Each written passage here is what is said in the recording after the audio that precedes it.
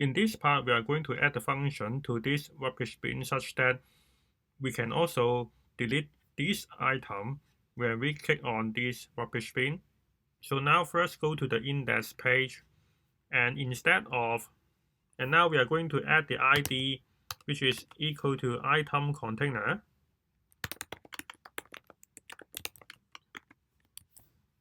And then before the end of the body, we add the script, and then we use item container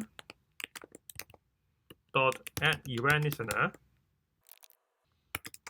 and then we use dot on click is equal to function, and instead of we add the events one by one, we are going to use the event bubbling. So we create this item container.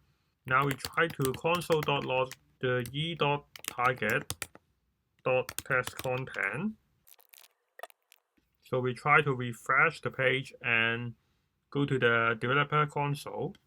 Now if we click on this icon, we get the delete. If we click on this, we get the edit.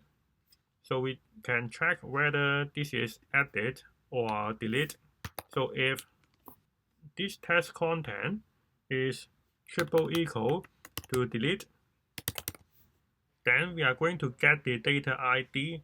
So we go to the delete icon and we type data ID is equal to percent equals data dot should be item dot ID, and then we do the same as the item details.